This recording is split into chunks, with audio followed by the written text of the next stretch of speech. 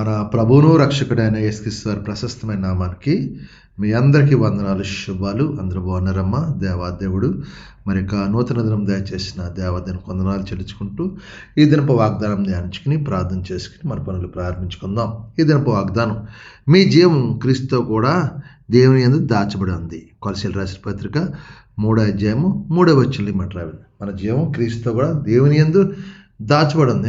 ఎప్పుడు దాచబడి ఉంటే మనం భూ సంబంధం వాటిని మీద మనసు పెట్టక పర సంబంధం మీద వాటిని మనసు పెట్టినప్పుడు మన ఆత్మ ఎక్కడ ఉంటుంది? దేవునితో ఉంటుంది, ఆయన దగ్గర దాచబడదు. ఎందుకని?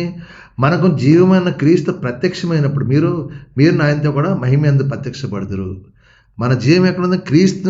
క్రీస్తు ప్రత్యక్షమైనప్పుడు ఆయనతో కూడా మన మహిమ యందు ప్రత్యక్షపడాలంటే మనం భూ సంబంధం వెతుకుని పర సంబంధం వెతికి మన జీవాన్ని దేవుని దగ్గర దాచుకుంటూ మనకి ఏముంటుందండి?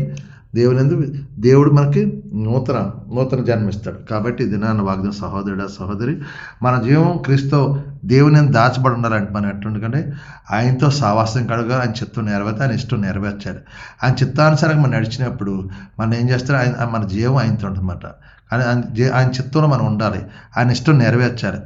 ఆయన ఆజ్ఞలు మనకు గైగొన్నప్పుడు మన జీవం ఆయనతో ఉంటుంది. ఆయన ప్రత్యక్షమైనప్పుడు మనం ఆయనతో కూడా ఆయన మహిమ మీద మనం కూడా ప్రత్యక్షపడబడతాం. కాబట్టి మనతో ఆయనతో ఉండాలన్నా, ఆయనతో జీవం ఉండాలన్నా మన భూ సంబంధం వెతక పర సంబంధం వెతికినప్పుడు మన జీవం ఆయనతో కూడా ఆయన లేచిన మనం కూడా ఆయనతో లేపడి కృప దేవుడు మనకు దయచేయను గాక. కాబట్టి వాగ్దానం ప్రార్థన చేయండి.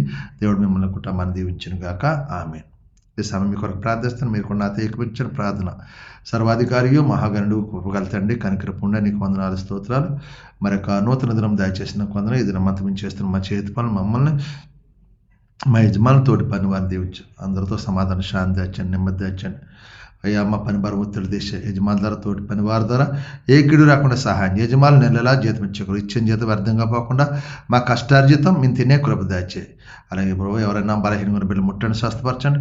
హాస్పిటల్ ఐసీలో ముట్టండి, స్వస్థపరచండి. కుటుంబ సమస్యలతో బాధ విడుదల దాచండి.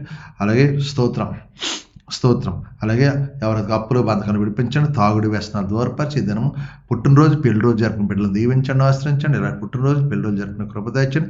నూతనంగా పనులు ప్రారంభించిన పనులు అన్ని కార్యం సఫలపరిచిన సహాయం చేయండి. మీ కృప చూపించమని ఈ దినమంతా మమ్మల్ని మా చేతి పనులు దీవించి ఆశ్రయించి కృప చూపించమని మీకే మహిమా ఘనత ప్రభావం పొందుకుని యేసు పరిశుద్ధ నామమున తండ్రి, ఆమేన్. అందరికి వందనాలు. దేవుడు మిమ్మల్ని దీవించును గాక. ఆమేన్. ప్రభువు నామంలో ఈ వీడియో వీక్షించిన ప్రతి ఒక్కరికి జీసస్ స్వస్థత ప్రార్థనా మందిరం వారి ప్రత్యేక వందనాలు తెలియజేసుకుంటున్నాము. మరి ఇంకెన్నో సందేశాలు, వీడియోలు, సంఘ కార్యక్రమాలు మీకు అందుబాటులోకి రావడానికి పక్కనే ఉన్న సబ్స్క్రైబ్ బటన్ని ప్రెస్ చేసి బెల్ ఐకాన్ని కూడా ప్రెస్ చేయాల్సిందిగా కోరుకుంటున్నామండి.